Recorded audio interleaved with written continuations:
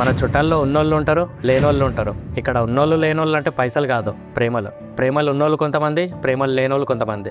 ఒకసారి రిలేటివ్స్లో పెళ్ళి ఉంటే అందరు 1 వీక్ ముందు వెళ్ళినారు. అక్కడికి ఒక పైసలు ఉన్న పెద్దమ్మ వచ్చింది. పెద్దమ్మ ఇప్పుడే వస్తున్నారా? హారా ఇప్పుడే వస్తున్నాము. అదే పెళ్ళికి ఇంకొక ప్రేమలున్న చిన్నత వచ్చింది. హే చిన్నత, మీరు కూడా ఇప్పుడే వస్తున్నారా? అవునురా, బాగున్నావా? బాగున్నా అత్త. బాగున్నారా వదినమ్మా? బాగున్నాం. మీరు? బాగున్నాం వదినా. పెద్దమ్మ మీరు ఇద్దరే వచ్చినారు, నాయన చల్లి రాలేరా? రాలేరా, పెళ్ళికొస్తారు. అయినా వారం రోజులు ఫ్రీగా తిన్నింకే పడుకోనికే ఉందని అందరం వచ్చేస్తామా? ఎవరి పనులు వాళ్ళకుంటాయి. ఇది విని మా చిన్నత కొంచెం ఫీల్ అయింది, కానీ ఏమనలేక చిన్నగా నవ్వుతుంది. అప్పుడే నేను టాపిక్ డైవర్ట్ చేద్దామని, సరే పెద్దమ్మా వెళ్ళండి పైకి. ఇంకా కొంచెం ఈ సామాన్ పై వారికి తీసుకొని రారా. సామాన్ మోయానికి వాళ్ళ కొడుకు కూడా ఉన్నాడు, కానీ వాడు ఫోన్లో గేమ్ ఆడుతున్నాడని నాకు చెప్తుంది. కానీ నేను కొంటానా? జిమ్కి పోతున్నావు అరను? కండలు బాగా పెంచినావు. అవునన్నయ్య వెళ్తున్నా. వాడు జిమ్ ఖర్చే నెలకు 10,000 అవుతుందిరా. వేస్ట్ చేసినావు పెద్దమ్మా అన్ని పైసలు పెట్టింకి. ఎందుకురా అట్లన్నావు? ఈ సామాన్ కూడా మోయానికి రానోనికి ఎన్ని కండలు వస్తే ఏం లాభం పెద్దమ్మా? అట్లా అనగానే వాళ్ళ ఈగో అట్టయిపోయి వాళ్ళ సామాన్ వాళ్ళే మోసుకెళ్ళినారు. నేను మా చిన్నత సామాన్ తీసుకెళ్ళినా. తర్వాత పనికొచ్చే చుట్టాలు పని చేసుకుంటున్నారు, పనికిరాని చుట్టాలు పంచాయతీలు పెట్టుకున్నారు. అక్క మీరొచ్చినాకే నా ఇంటికి పెళ్లి కళ వచ్చింది. ఈ పెద్దమ్మ నిజం అనుకుని ముసిముసి నవ్వులు నవ్వుతుంది. పెద్దమ్మ నాకు నిన్న ఒక కళ్ళ వచ్చింది. ఏం కలరా? మా పెద్దమ్మ అంటే నువ్వు ఇంట్లో అసలు చెప్పకుండా పెళ్లి పనులు అన్నీ చేస్తున్నావంట. కూరగాయలు కట్ చేస్తున్నావంట, టీలు పెడుతున్నావంట, అందరికి వచ్చిన వాళ్ళకి అందరికి నీళ్ళు ఇస్తున్నావంట. ఇవన్నీ చేస్తున్నట్టు ఒక మంచి కళ వచ్చింది పెద్దమ్మ. అన్ని కళలు కనకలేరా? అవన్నీ నిజంగా కూడా నేను అస్సలు చేయను. అట్లా చేస్తున్నా అన్నట్టు కళ వస్తే అది నేను కాదులే. ఓ నువ్వు కాదా పెద్దమ్మ? నిజమైన కళ వచ్చింది నీ వల్ల కాదనమాట అయితే. సరేలే, మా చిన్నత వచ్చిందేమో మరి నా కళలకి. ఇంట్లో పెళ్లి పనులు చేసేటోళ్ళని చూస్తే వీళ్ళకి పెళ్లి కళ రాలేదంట. ఇట్లా షోకేస్ ముచ్చట్లు పెడితే వీళ్ళకి పెళ్లి కళ వచ్చిందంట. అందరూ ఒక దగ్గర కూర్చొని పువ్వులు అల్లుతున్నారు. చిన్నతకి కాల్ వచ్చింది. అయ్యో ఫోన్ రింగ్ అవుతుంది కానీ ఏం కనిపిస్తలేదు స్క్రీన్ మీద. ఇక్కడి నేను చూస్తా. ఇగో ఎవరో మీనా అంట. తన మిస్ కాల్ వచ్చిందిలే వదినా. ఏం కాదులే మళ్ళీ చేస్తుందేమో. టచ్ ఫోన్ అలవాట్లేదా? అవును వదినా, ఇప్పుడిప్పుడే నేర్చుకుంటున్నా. నీకు చిన్న ఫోన్లే సెట్ అయితే అంజలి. అంటే అదే అలవాటు కదా, ఈజీగా ఉంటది. నాకు మా విన్నుగాడు కొనిచ్చాడు వదినా. వద్దంటే వినలేదు. మేము మా వాడికి 1 lakh పెట్టి కొనిచ్చాము. సూపర్ వస్తాయి ఫోటోలు అందులో. బావా ఒక ఫోటో దిగుదాం రా నా ఫోన్లో. కొంచెం నవ్వు. నా ముఖమే అంత నవ్వు రాదు. దిగుతే దిగు, లేదంటే ఓ. సర్లే. కెమెరా క్లారిటీ అస్సలు బాగాలేదు బావా. ఆనంద్ బావ దగ్గర ఉన్న ఫోన్ కొంటా, అప్పుడు బాగొస్తాయి ఫోటోలు. నువ్వు మీ పెద్ద తలానే ఎంతసేపు ఈ బ్రాండెడ్ ముచ్చట్లేనావే? మనుషుల్లాగా మాట్లాడరా? పోయి మీ ఆనంద్ బావ దగ్గర దిగిపోయితే ఫోటోలు, నా దగ్గర దిగకు. నేను దిగుతా అన్నది నీతో, వాడితో కాదు. నీకు ఫోటోలో నేను ఉండాలనుకున్నప్పుడు ఫోటోలో నేను కనిపిస్తే చాలు కదా. ఫోటో నీట్గా ఉందా, క్లారిటీగా ఉందా, ఇవన్నీ ఎందుకు? నీకు మెమరీ లాగా సేవ్ అయి ఉంటే చాలు కదా. అబ్బా బాబు, మెమరీ కోసమే పెట్టుకుంటా ఓకేనా? క్లాస్ పీకక్. ఇంకా అక్కడ మీ పెద్దత్త చూడు, డబ్బలు కొట్టడం ఆపుతలేదు. వెళ్ళి ఆపుదాం దా.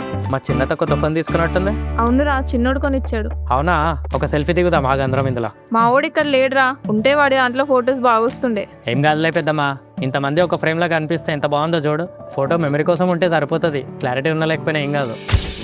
ఆ చుట్టాల్లో ఒక 70 years అవ్వ ఎవరితో మాట్లాడకుండా నీరసంగా పడుకుంది. అందరూ ఏమైందనుకుని తన దగ్గరికి వెళ్ళినారు. మంగవ్వకి కొత్త ప్లేస్ కదా, ఇక్కడ నిద్ర పడతలేనట్టుంది. ఇడ్లీ ఏమైనా తినిపించండి, నీరసంగా ఉంది. కొంచెం గట్టిగా అయినా అవుతుంది. వీళ్ళకి ఊరు వాతావరణం అలవాటు కదా, ఇక్కడ ఏసీకి ఉండలేకపోతున్నారు. బయట గాలికి పడుకోనియండి, తగ్గిపోతుంది. ఇట్లా అందరు కలిసినప్పుడు ఎవరికైనా ఏమైనా అయితే అందరికి ఇబ్బందే. ఇట్లా ఉన్నప్పుడు ఎందుకే అక్క రావడం?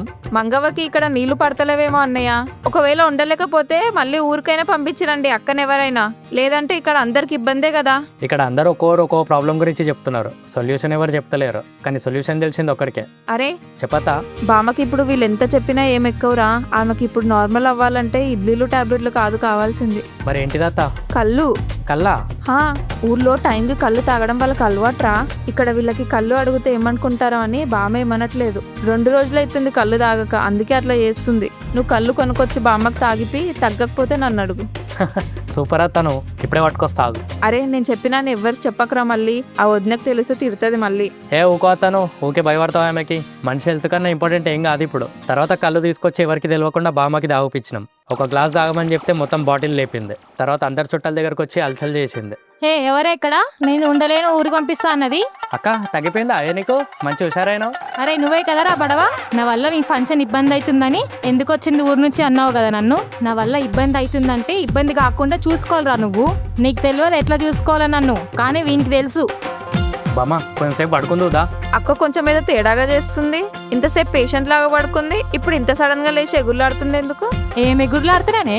నువ్వు తినిపించే ఇడ్లీలకి ఎగురులాడుతున్నా అనుకున్నావా? నా కడుపులకి ఎప్పుడేం పోవాలో మీకెవరికి తెలియదు, కానీ మీకు తెలుసు.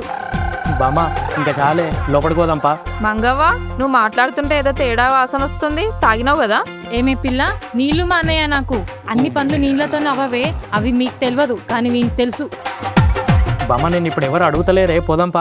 నువ్వేందమ్మా సోకులాడి, నాకు ఊరు గాలి అలవాటా? ఏసీలో ఉండలేమా? అంటే నేను నీకు గాలి దానిలాగా అనిపిస్తున్నానే? మంగవ్వ, పెద్దదానివని ఊకుంటున్నా, మాటలు మంచిగా రాని. ఏమే, నన్ను ఊరికి పంపిస్తావా నువ్వు? పంపి చూద్దాం. నేను లేకపోతే ఇక్కడ వీళ్ళ పెళ్లి కూడా జరగదు. మంగవ్వ, మంది ఎక్కువైనట్టుంది, అర్థమైతుంది. ఎవరు తాగిపిచ్చిరో తెలిస్తే వాళ్ళ పని చేస్తాం, నీ పని కాదు. తెలిస్తే ఏం చేస్తారే మీరు? మీకెవరికి తెలియదు నన్ను ఎట్లా చూసుకోవాలో, కానీ వీనికి తెలుసు.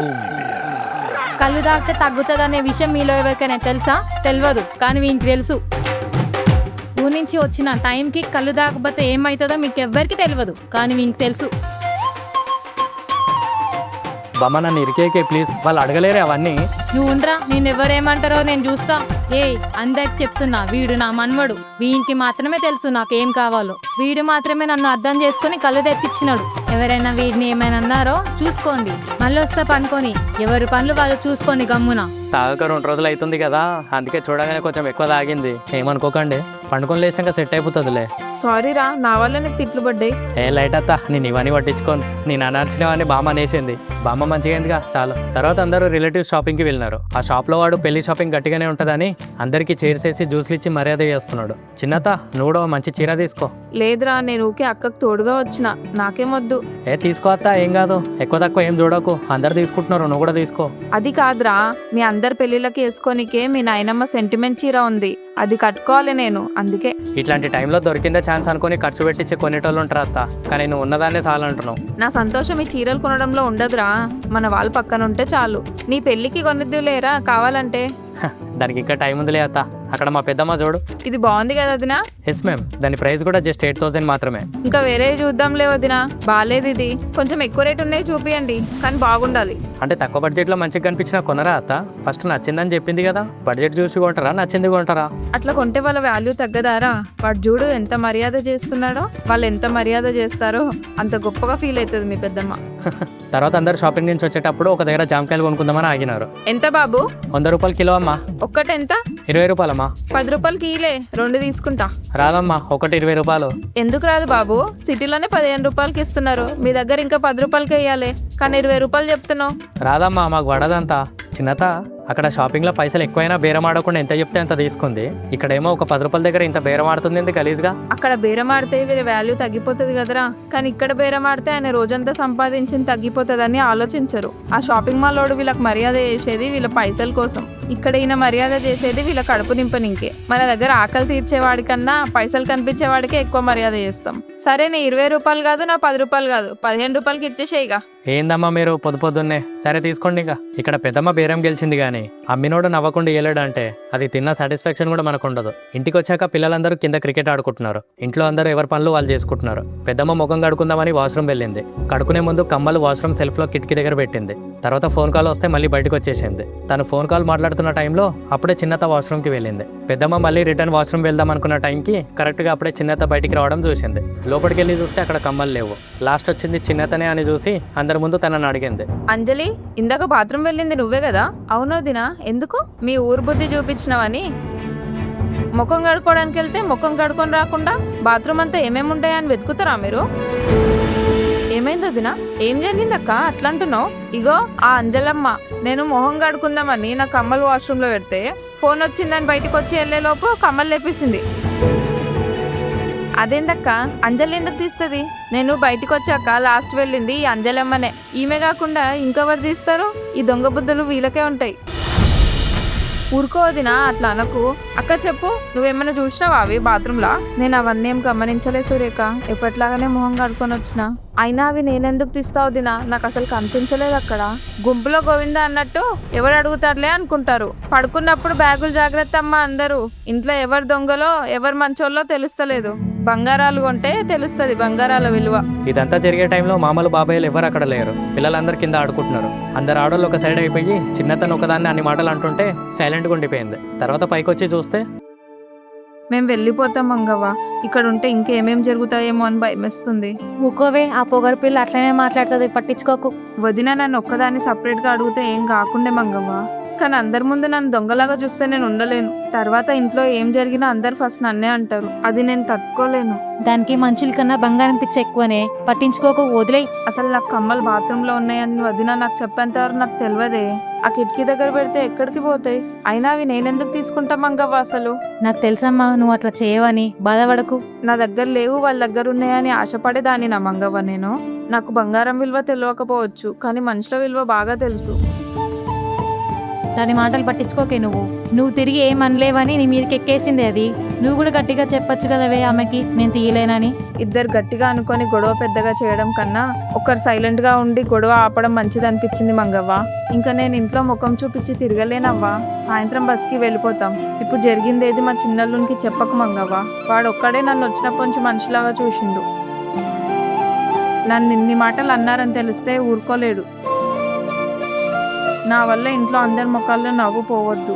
మా చిన్నతన నింద తన మీద వేసుకొని ఆ బరువుని మోసుకొని పంపించడం నాకు ఇష్టం లేదు. వెళ్తే నిజంతోనే వెళ్ళాలి. పడిన నింద తీసుకునే వెళ్ళాలనుకొని మా పెద్దమ్మ కమ్మలు ఎక్కడ పెట్టిందో అని వాష్రూమ్ అంతా వెతికిన. కిటికీ దగ్గర పెట్టింది అన్నది కదా అని డౌట్ వచ్చి ఆ కిటికీ బయట పడిందేమో అనుకొని ఆ కిటికీ ఇంటి బయట కింద ఉన్న ప్లేస్కి వెళ్ళి చూస్తే అక్కడ గడ్డిలో కమ్మలు పడి ఉన్నాయి. అది తీసుకొచ్చి ఇంట్లో ఆల్రెడీ అందరు వెతుకుతుంటే మా పెద్దమ్మకి ఇచ్చిన.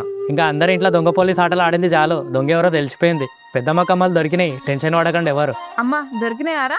ఎవరు తీసిరా? కాకి కిటికీల నుంచి వచ్చి నీ కమ్మలు బాగానే లేదో చూసి బాలేవని కిటికీ బయట కింద పడేసిపోయింది. జోక్ నవరా? కాకి కమ్మలు తీసుకుపోతుందంటే ఎట్లా నమ్ముతారా? నువ్వు ఒకనివి. మరి అవి కిటికీ బయట కింద పడున్నాయి కదా పెద్దమ్మ. కాకి అట్లా చేసిందని ఊహించుకొని చెప్పిన.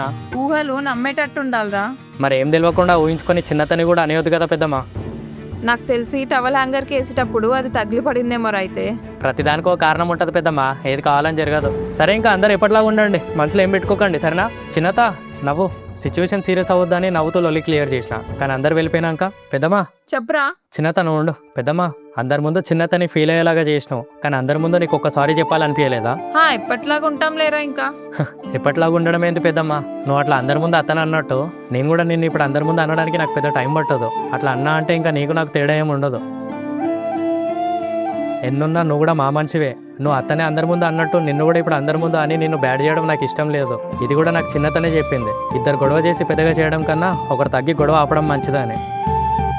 మా నాన్న అనుకుంటే ఏ గొడవలు రావు పెద్దమ్మా. నీ ప్లేస్లో చిన్నతుంటే ఏం చేసేదో తెలుసా? అడిగేది నీలాగా అందరి ముందు బాధ పెట్టి అడిగేది కాదు. నీలాగా చిరాకు ముఖంతో అడిగేది కాదు. ఏమైనా చూసావా వదినా అని ప్రేమతో అడిగేది, డౌట్తో కాదు. అడగడంలో తప్పు లేదు, అడిగే విధానంలో తప్పు ఉంది. ఆ ఫోన్ గురించి కూడా అతనేదో అన్నావు. ఫోన్ వాడు వాళ్ళ అమ్మకి కొనిచ్చిన దానికి మీరు మీ వాడికి కొనిచ్చిన దానికి తేడా లేదా పెద్దమ్మా? నువ్వు అన్న మాటలకి సాయంత్రం వెళ్ళిపోదాం అనుకుంది. వెళ్తే నీ మీద వాడిన నింద అట్లనే ఉంటుంది అత్త. లగేజ్ బరువు మోసినంత ఈజీ కాదు గుండె బరువు మోయడం. అమ్మా ఏంది ఇన్ని మాటలు వచ్చేస్తున్నాయి నాకు. పెద్దమ్మ మాకు నీ మీద కోపమేం లేదు, నువ్వు కూడా నా మనిషివే. గొడవ జరిగినాక అందరి ముఖాల్లో నవ్వు పోవద్దని తన ముఖం చూపెట్టుకోలేక వెళ్ళిపోదాం అనుకుంది. నేను అడిగేది ఒకటే పెద్దమ్మ, అందరిని ఒకలాగా చూడమని చెప్తున్నా అంతే. ఏమైనా ఫంక్షన్స్ ఉన్నప్పుడు చుట్టాలను కలిసేది వాళ్ళ దగ్గర తిన్నికే పడుకోనికే కాదు పెద్దమ్మ. మన అనుకునే వాళ్ళు కొందరు ఉన్నారు, వాళ్ళతో కలిసి ఉందామని. ఇదంతా విని మా పెద్దమ్మ కొంచెం రియలైజ్ అయింది. ఏంది మళ్ళీ ఫోటోనా? కాదు మెమరీ. నెక్స్ట్ డే పెద్దమ్మ మా చిన్నతతో మంచిగా ఉందామని ఇంటి బయట అందరికీ తినడానికి పెడుతుంటే ఒక అడుక్కునే అతను వచ్చాడు.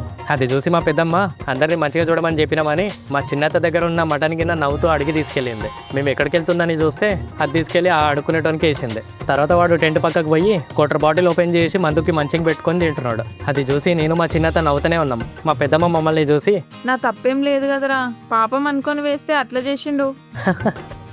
ఇప్పటి నుంచి మనుషుల్ని పైసలు ఉన్నోళ్ళు పైసలు లేనోళ్ళతో పోల్చడం కన్నా ప్రేమలు ఉన్నోళ్ళు ప్రేమలు లేనోళ్ళతో పోలుద్దాం. ఈ వీడియో ఇక్కడి వరకు చూసి నచ్చిన వాళ్ళు సబ్స్క్రైబ్ చేసుకోండి. ఇంకా బాగా నచ్చితే లైక్ కామెంట్ చేసి మీ క్లోజెస్ట్ పీపుల్తో షేర్ చేయండి. మళ్ళీ నెక్స్ట్ స్టోరీలో కలుద్దాం. Tata, take care, bye.